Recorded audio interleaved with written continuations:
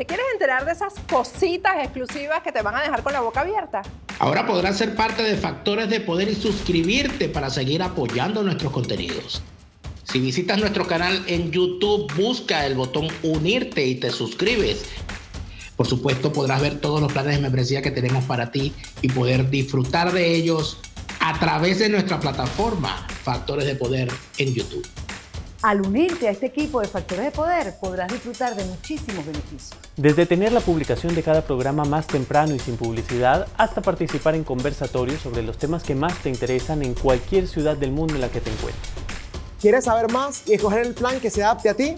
Solo tienes que visitar el enlace que te dejamos en la descripción y ver todo lo que te ofrecemos. Con tu suscripción contribuyes a que sigamos haciendo un periodismo libre y sin mordaza. Porque recuerda, la verdad está de moda. Bienvenidos a Contrapoder 3.0 con José Antonio Colina y Esteban Hernández. Si necesitas información en el área migratoria, te recomendamos que llames al abogado John de la Vega. John de la Vega es un abogado venezolano-americano especialista en el tema migratorio que ha hecho mucho por la comunidad venezolana y también por la comunidad latinoamericana, colombiana, nicaragüense. Así que si tienes algunas dudas sobre cómo tramitar las residencias, sobre el tema de los asilos políticos, sobre los tiempos, sobre todo en este momento que estamos recién saliendo de la pandemia, las oficinas, las fechas en cuándo van a abrir al público, llama al abogado John de la Vega al teléfono que está en pantalla o escribe al correo electrónico que también está en pantalla. Hoy, como todos los viernes, tenemos Viernes de Debate. Contrapoder 3.0 comienza ya. Este programa es presentado por John de la Vega, abogado de inmigración.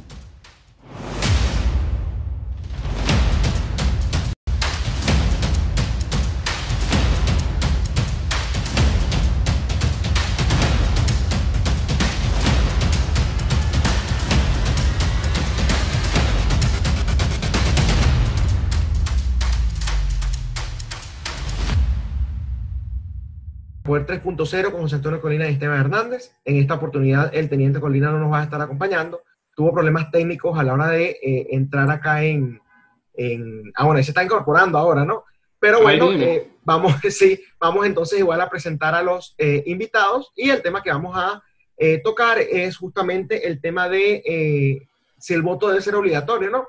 De los invitados tenemos a José Miguel, ya lo conocen, él es fundador de IF Revista Digital. Además es también miembro del Team Contrapoder, y Gabriel Costas Hernández, que es un activista político español. Bienvenido, Colina. Les había dicho que no ibas a estar, pero ya vi que te pudiste conectar, ¿no? Es correcto. Bueno, entonces, como les decía, vamos a estar debatiendo el tema de si el voto debe ser obligatorio o no. Antes de empezar con nuestros invitados, vamos a mostrarles una encuesta que hicimos en la cuenta de Contrapoder de Twitter, @Contrapoder30, y entonces para que ustedes vean más o menos cuál es la percepción que hay con respecto a este tema. Ayer la están viendo en pantalla. La pregunta era muy sencilla. ¿Cree usted que el voto debe ser obligatorio? Votaron 3.410 personas. Un sí dijo un 38.5%, no un 58.5% y un no sé un 3%. Entonces, realmente hay una tendencia marcada, pero no tanto como normalmente la vemos en esta cuenta. Vamos a empezar con la opinión de José Miguel al respecto. Adelante, José Miguel. Primero que nada, saludos a todos. José, ¿cómo estás? A Gabriel, que no lo conozco. Aquí creo que vamos a tener, por lo que sea, una posición diferente. Mire, yo no considero para nada que el voto tenga que ser algo que el Estado me obligue a ejercer, porque por lo menos, y los venezolanos sabemos muchísimo de esto, si los candidatos no me gustan, ¿por qué yo voy a estar obligado a votar por una persona que no defiende mis valores, con la que no me siento representado, con la que siento que las cosas que yo quiero para un país libre no van a ser posibles?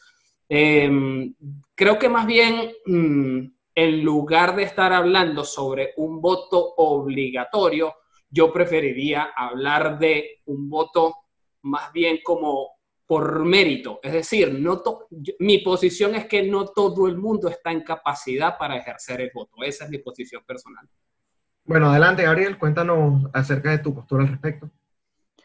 Bueno, todo el mundo tiene que tener una voz y todo el mundo que paga impuestos forma parte del Estado también y debería tener una decisión sobre quién debería gobernar, quién debería ver el país. Inclusive, aunque no te guste, es el que va a manejar tus finanzas, va a manejar tu vida, va a manejar tus libertades, así que todo el mundo tiene algo que decir en una democracia. Y la mejor manera de también de saber hacia qué punto va un país, una orientación de un país, es sabiendo la opinión de sus ciudadanos. Y si sus ciudadanos no manifiestan su opinión mediante el voto, es muy difícil saber hacia dónde va el país también. Bueno, yo también tengo una posición muy parecida a la de José Miguel. Yo pienso que más bien el voto debería ser incluso restringido. A mí me gusta mucho un modelo que aplicaron en Dinamarca, lamentablemente lo quitaron, pero en un momento dado en Dinamarca, las personas que, por ejemplo, recibían subsidios del Estado no se les permitía el voto, y esta es una manera además de evitar a los parásitos. Básicamente las personas que trabajan, que producen y que mantienen al Estado, como está diciendo Gabriel, son las que pueden escoger a los gobernantes, y de esa manera evitas que los que se están beneficiando a través del dinero de todos, entre comillas, ¿no? Bueno, escojan a candidatos que lo que hagan sea prometerte cosas quitándola a los otros, ¿no? A mí me parece un sistema bastante justo por eso mismo, porque me parece que colocas a la gente que te produce, a la gente que realmente está manteniendo el Estado, a que decía, y de hecho además tengo otro problema con el voto obligatorio, además de que no me parece que ningún gobernante deba decirme a mí qué hacer, ¿no? Yo conozco, por ejemplo, el caso de Uruguay, que mi hermana y mi cuñado viven allá, genera ciertos problemas también burocráticos. Mi hermana se volvió ciudadana uruguaya hasta hace poco, pero incluso desde que es residente allá, los primeros 3 años o 4 años que estuvo allá en Uruguay, a pesar de que no era residente, ella tenía que ir a una oficina en todo un proceso burocrático, esperando no sé cuántas horas, para justificar, a pesar de que no era ciudadana, ¿no? Para justificar por qué no había votado. Entonces, bueno, este tipo de cosas que me parecen además absurdas, porque si tú no tienes el derecho a votar en sí, porque no eres ciudadano, no deberías andar justificando nada. Entonces, ese es mi problema con las obligaciones, ¿no? Te están vendiendo algo como un derecho y terminan imponiéndotelo no sé en base a qué, o no sé cuál es el beneficio de obligar a las personas a votar. Paulina. Claro, pero por supuesto que votar obviamente que no debe ser obligatorio para nadie, o sea, cada quien debe ejercer su derecho al voto si le da la gana y si quiere, pero también es cierto que si la gente no vota, como usualmente pasó en Venezuela, ¿por qué llegaron estos delincuentes al poder? Bueno, porque la gente que realmente producía en Venezuela, en el caso de Venezuela, no votaba, era la clase media, votaba nada más la clase baja. Entonces, ¿qué pasa con eso? O sea, que si la gente no tiene la responsabilidad y no se le da la cultura de que realmente elegir es importante, entonces pienso que dar el caldo de cultivo para que pueda llegar lo que pasó en Venezuela. Ahora bien, no estoy de acuerdo con obligar a nadie a que deba votar. Ahora, yo le pregunto a Gabriel, ¿estarías tú de acuerdo que se le sancionara a las personas si no votaran? No, en absoluto. O sea, simplemente, y si no vota, y si es obligatorio, ¿cuál sería la sanción por no votar? Porque si es obligatorio, tiene que ejercerlo de manera obligatoria. Y si no lo hace, tiene que haber una sanción. Creo que en el Perú le ponen una multa, creo, no estoy convencido. Sí, en Uruguay también, en Uruguay es una multa. En Uruguay también, entonces, ¿cuál sería? Y en Venezuela te ponen una multa si tú no asistes como miembro de mesa. Vocal. Claro, pero es como miembro de mesa, le digo, el ciudadano que no vota, o sea, porque si es obligatorio, tiene que haber una sanción. Si no lo hace, ¿cuál sería la sanción? En el caso de Gabriel, que está de acuerdo, pues. Bueno, la multa es lo que más siempre afecta a la gente, el dinero, pero es complicado. No, bueno, me imagino que sí, porque si lo vas a colocar obligatorio, me imagino que tiene que tener la posibilidad de sancionar al que no lo haga. Ahora bien, José Miguel y Esteban, que están de acuerdo con que no sea obligatorio. En un país como Venezuela, que en el pasado la gente no salía a votar, ¿cómo se hace entonces para crear conciencia? Bueno, ok, agarro yo entonces, después le paso la palabra a José Miguel. Bueno, primero, que no estoy tan seguro en lo que tú dijiste sobre si fue realmente la clase baja la que cogió a Chávez. Yo creo que la clase media fue la que cogió a Chávez. Muchas veces esa gente que tiene preparación y que es profesional son las que terminan... en ese proceso electoral, en el Plan República, y es como, ahí votó bastante gente, pero en su mayoría la que votó fue la clase más desposeída. Esa es la realidad. Pero la clase más desposeída fue la que escogió a Chávez realmente. Sí, porque yo vi que fue la clase media. Con parte de la clase media, pero la clase más desposeída fue la que escogió a Chávez. Esa es la realidad. E históricamente en Venezuela siempre votaba el 30 o el 40%. Eso es lo que ha votado históricamente en Venezuela. Igual te lo digo porque, bueno, quizás no es el caso de Venezuela, pero en muchas oportunidades la clase media es la que termina cogiendo a los... Bueno, por ejemplo, acá, fíjate, la gente que apoya a los más izquierdistas como Bernie Sanders tienden a ser muchachos, sí, pero muchachos que no tienen ningún problema económico, muchachos que no trabajan, por ejemplo. Entonces, por eso hacía, digamos, esa acotación.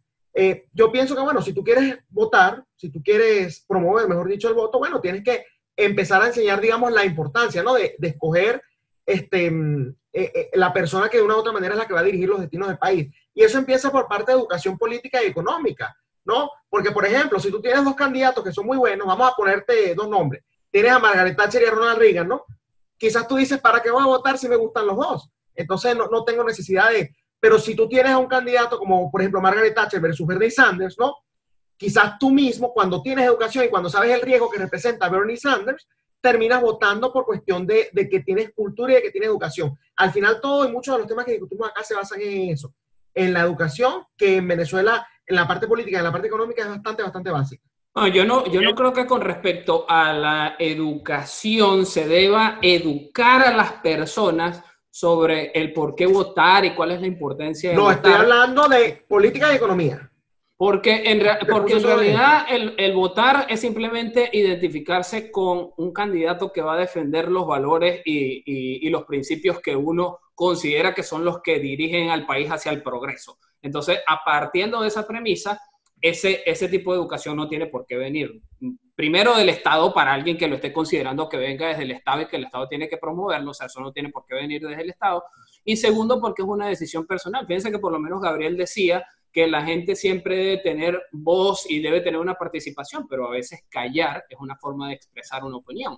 Y entonces a veces yo me silencio en aras de demostrar que no estoy de acuerdo con algo que está ocurriendo o con algo que está pasando. Por lo menos, volviendo a citar el caso de Venezuela, con las elecciones parlamentarias cuando no se participó y el chavismo se ganó, que yo no comparto la posición de que fue un error político. Yo creo que lo que pasó después fue que la Mesa de la Unidad Democrática dijo no podemos seguir nosotros promoviendo que no se vote cuando nosotros vivimos del voto. Entonces, resulta ser que hubo un éxito en la abstención, pero no se llevaron a cabo las acciones, que es a lo que nos tiene acostumbrado la cúpula política en Venezuela. Y otra cosa, el voto obligatorio se parecería mucho al comunismo desde el punto de vista de que el comunismo entonces también, si el Estado tiene el derecho a obligarte a hacer algo, el Estado también se puede sentir con el derecho a decirte qué debes estudiar, en qué debes trabajar, cuál debe ser la profesión que debes asumir, para llenar los espacios de la sociedad y que tú seas útil al colectivo. Entonces hay que tener mucho cuidado con el principio detrás de un voto obligatorio. Claro, por supuesto, y yo estoy de acuerdo contigo en eso, José Miguel, porque si obligas a votar, no te la tienes que obligar a todo, y eso es básicamente lo que hacen los comunistas. Ahora, Gabriel, ¿de dónde te nace a ti o por qué crees tú que el voto tiene que ser obligatorio? ¿En base a qué? ¿Qué modelo copiaste? ¿O por qué tú crees que eso es tan importante de que sea obligatorio y no que el ciudadano elija votar o no votar? Bueno, yo pienso que debería ser obligatorio moralmente y todo el mundo, como he dicho, debería tener una voz para ver por dónde va el país. Lo que sí pienso es que el voto obligatorio debería ser mucho más restringido. Como dijo Esteban, mencionó, debe ser restringido a aquellos quienes produzcan, a aquellos quienes que no dependan del Estado. Claro, pero tú no crees que si uno restringe o sea, que entonces que un ciudadano se gradúa de ciudadano cuando tiene derecho a votar. O sea, que no trabaje no es ciudadano. Básicamente eso es lo que dicen tanto tú como Esteban. O sea, el que no trabaja no es ciudadano, no tiene derecho a votar, no tiene derecho a elegir, no tiene derecho a nada. Bueno, si el ciudadano no está trabajando y es dependiente del Estado, ahí va a haber un bias, va a haber una inclinación clara. Y aquel que te llene de dinero es el que vas a votar. Esteban. Sí. No, que lo que te iba a decir es que, bueno, si vamos a hablar de ciudadanos, un ciudadano que no trabaje, y ojo, no te estoy hablando porque efectivamente hay situaciones, por ejemplo, el caso del coronavirus, ¿no? De que te voten de tu trabajo, entonces uno quizás en un periodo de tiempo temporal, no permanente, requieras de algún tipo de ayuda. Eso yo no voy a hablar de esos casos en específico, pero hay muchos ciudadanos que no quieren sino vivir del Estado. Eso no es un ciudadano. Entonces, claro, ese argumento de que si no votas no eres ciudadano, no. Si no produces no eres ciudadano. Si no le haces bien a la sociedad, no eres un ciudadano. Una persona que lo que está es como un parásito, así como los políticos, que al final eso es lo que son, ¿no? Parásitos. Una persona que lo que está es como un parásito allí viviendo del Estado para siempre, eso no es un ciudadano. Y me parece que más bien es una cuestión de mantener el sistema sano. Tú quieres un Estado benefactor como el de Dinamarca, bueno, está bien. Promueve eso si te da la gana. Pero entonces tú no vas a tener, es una especie de te quito algo y tú me das algo, ¿sabes? Como un intercambio, así como el mismo mercado. Claro. Entonces tú quieres tener el derecho al voto, bueno, tú tienes que producir. José Miguel. No, más que el derecho al voto, y la obligación, sea moral o sea legal, como la planteaba al principio Gabriel, en realidad se trata de la confianza en el sistema. Entonces, si no hay ninguna confianza con respecto al sistema, la persona no siente el interés y la motivación para ir a participar. Y si se llevan a cabo las acciones correctas, yo creo que una abstención a un sistema electoral es mucho más poderosa que la misma participación masiva, o tanto como la participación masiva, porque en realidad la única forma de rebelión que tiene una persona contra un sistema que se parezca mucho a un plebiscito, y creo que la mayoría de los países nos acostumbran a ese estilo, por más que hayan 8 candidatos, siempre hay 2 que destacan, y son los que van arriba y los que van arriba y los que van arriba. Entonces tú tienes que elegir, en la mayoría de los casos, entre el malo o el menos malo. Si yo me silencio y me silencio en masa, el mensaje que yo le estoy mandando al sistema es: no confío en las ofertas que tú estás lanzando. Pero eso me genera otra pregunta, ¿ok? Entonces, ¿cuál sería entonces los parámetros para establecer la legalidad de un gobernante o de alguien que haya sido elegido? Porque lo que hemos visto en Venezuela es que la gente en masa no ha salido a votar, pero con una minoría el régimen se reelige y hace lo que le da la gana. Entonces, habría que establecer un margen de porcentaje, o en su defecto, esa masa tendría que hacer algo más para que sea escuchada. Hay sistemas, fíjate, hay sistemas, el de Guatemala, creo que es así de hecho. Y antes de hablar un poco de ese sistema, le quería también cuestionar un poco a José Miguel. Poniendo el voto obligatorio, quizás tú no tengas que votar por nadie, sino tengas que votar nulo, por ejemplo. También pudiera ser una opción, ¿o no? Esa es una opción, por supuesto, pero sin embargo me estás obligando a participar en el proceso, y claro, con el proceso yo, así esté votando nulo, estoy legitimando el proceso y a la institución. Pero lo que dice José Miguel plantea otra interrogante entonces, o sea, ok, yo puedo no decidir no votar, entonces ¿en qué momento tú, o bajo qué parámetros tú dices este gobernante es legal o no es legal? Ahí voy, Colina. Por ejemplo, en Guatemala, y era el sistema del que te iba a hablar, justamente con los votos nulos, no con las abstenciones. Si los votos nulos son mayores que cualquiera, o sea, que los 2 candidatos principales, tienen que rehacer elecciones y ninguno de esos 2 puede participar. Por ejemplo, si los candidatos son José Miguel y Gabriel, no, y José Miguel saca un 20%, Gabriel saca un 25%, y hay un 50% de votos nulos, es mayor a los 2, llamamos nuevamente a elecciones y ni José Miguel ni Gabriel pueden volver a lanzarse porque el mensaje fue que la ciudadanía no los quiere. Esa parte del sistema también me parece bastante rescatable. Ojo, sigo defendiendo que el voto debe ser voluntario, jamás obligatorio, porque yo no creo que el Estado tenga que venir a imponerme. Entonces, me lleva a hacer otra interrogante. Gabriel, ¿qué porcentaje crees tú que debería tener una persona que sea elegida para ser legítima? ¿Qué porcentaje crees tú que debe tener de la votación o del padrón o del apoyo de la gente? No, lo ideal sería un mínimo la mitad de los votantes, el 50%. Un 50%. José Miguel. Yo considero que un 50% no es suficiente, sobre todo cuando la votación es muy reñida. Por decir un ejemplo, el candidato A sacó 51 y el candidato B sacó 49. Yo soy partidario de que en esos casos se debería ir a una segunda vuelta. Por eso a mí me gustan los sistemas con 2 vueltas. A mí me gustan esos sistemas porque claro, pero ¿qué porcentaje, por ejemplo? Lo que dijo Esteban ahorita, se lanzó José Miguel y Gabriel. El padrón electoral son 19 millones de personas y esos 19 millones votaron 7. ¿Eres legítimo o no eres legítimo?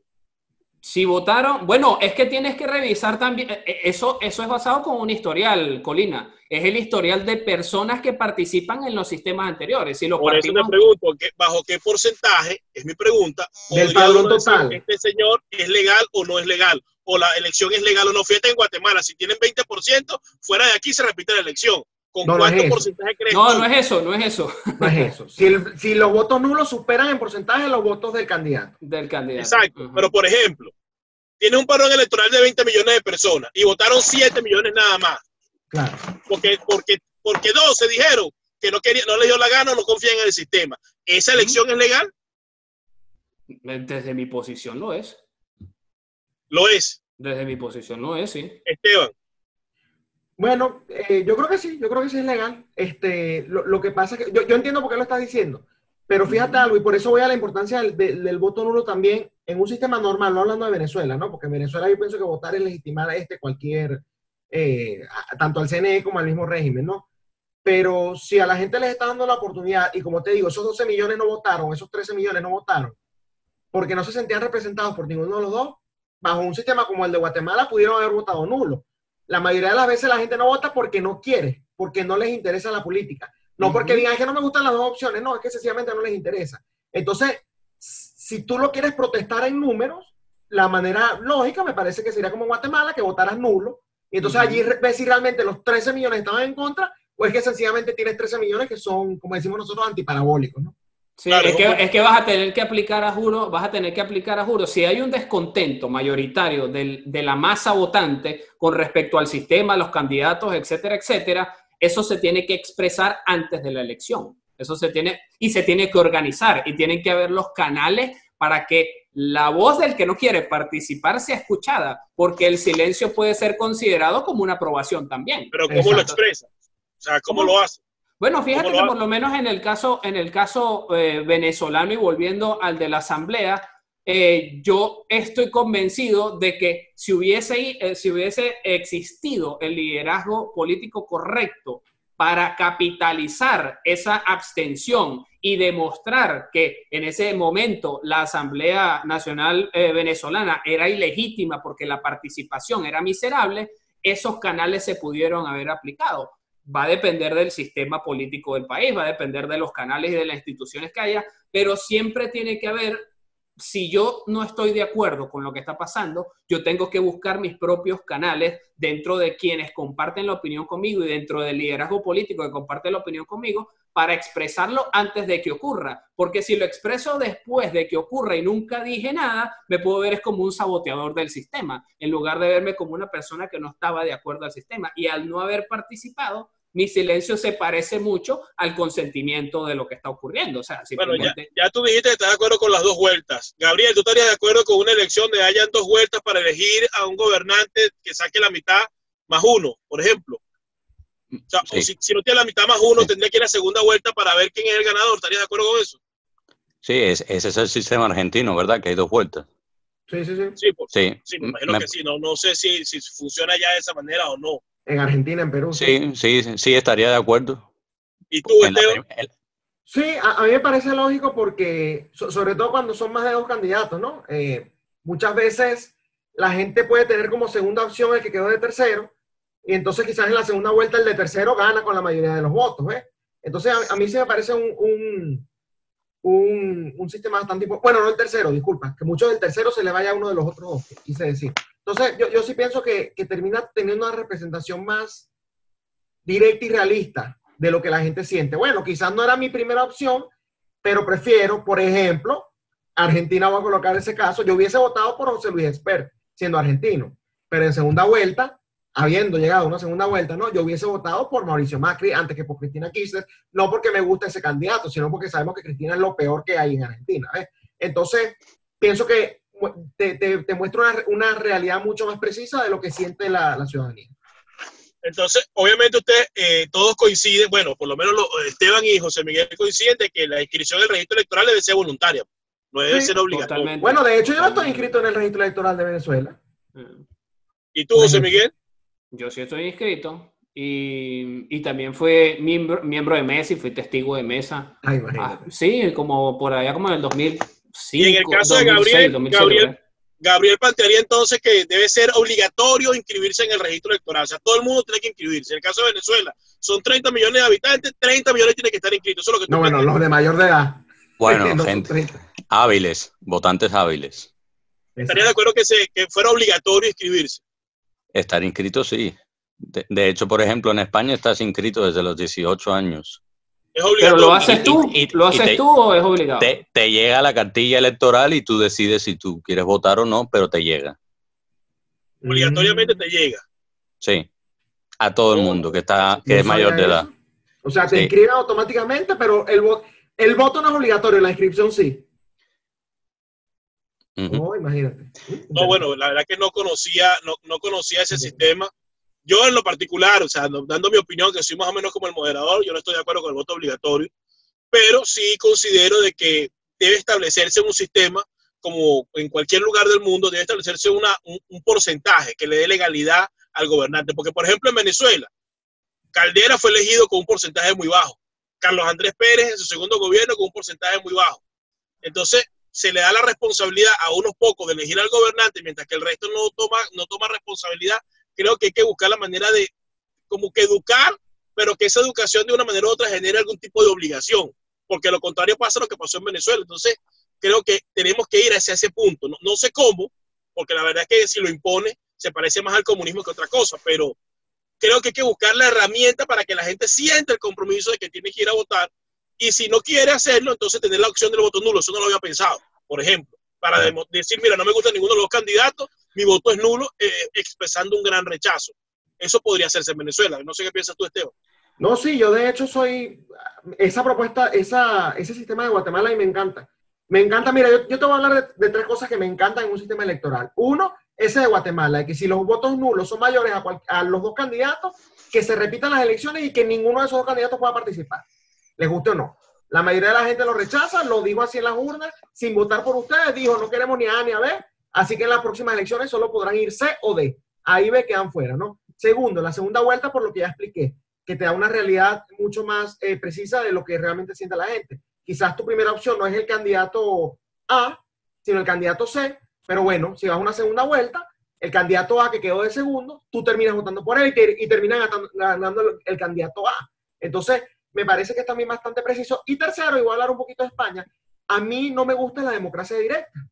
A mí me gusta un sistema como el de España, porque los obliga a llegar a acuerdos. Es decir, el sistema español, con todo y teniendo gente tan nefasta y tan peligrosa como Pablo Iglesias, como Pedro Sánchez, ¿no? Es precisamente el sistema lo que ha ralentizado la caída de España.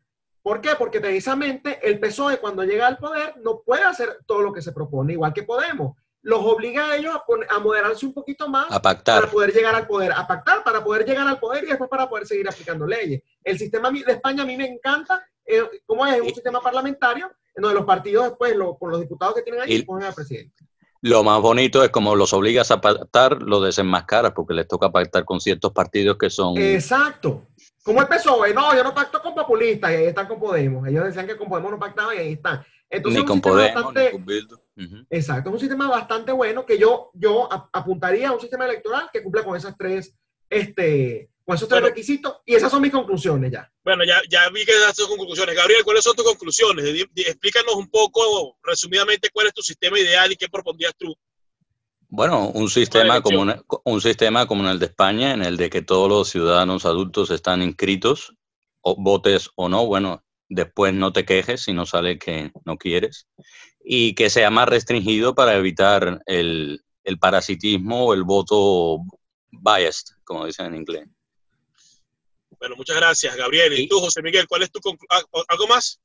Sí, me gustaría decir algo más, que para eso también tiene que haber confianza en el sistema, porque estamos hablando de Venezuela, y en Venezuela, por mucho que voten, el que va a ganar es el que cuenta los votos. Así que sí, también eso, ahí hay que cambiar el sistema de abajo hasta arriba. Ahí por mucho que se obliga a la gente a votar, ahí no va a cambiar nada.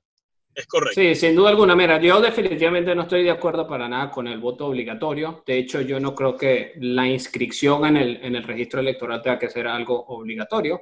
Es tu derecho, lo puedes ejercer, y si para ejercerlo hay ciertas reglas, como por ejemplo la que hemos conversado, de que no debe ser dependiente del Estado, etcétera, etcétera, es algo que se acerca mucho más al sistema ideal. Me gustan las 2 rondas para confirmar, para que la gente confirme, y no comparto la posición de que si no votaste entonces no te quejes, porque yo creo que un ciudadano no debe quejarse nunca, no debe dejar de quejarse nunca, tienes el derecho, lo ejerces si lo quieres ejercer, y si no lo ejerciste también de alguna manera, porque tener un derecho también es tener el derecho a renunciar a eso si a ti te da la gana. Entonces vas a asumir las responsabilidades de haber renunciado al derecho, pero lo ejerciste. Es más o menos el modelo que a mí me agradaría, pues.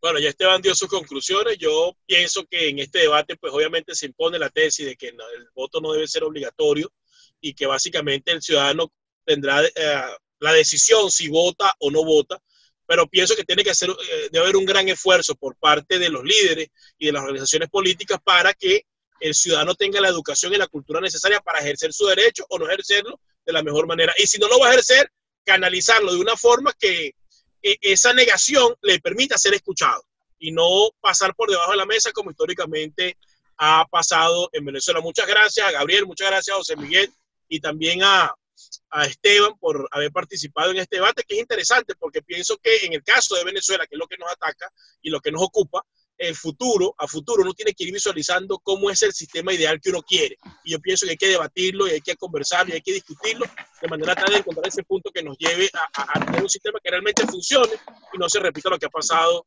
en Venezuela. Despide, Esteban, porque tú cómo se trata este programa. Bueno, sí, esto ha sido todo en Contrapoder el día de hoy. Ya saben, el programa de la derecha, aquí en Factores de Poder, que sin duda alguna es el canal de la información.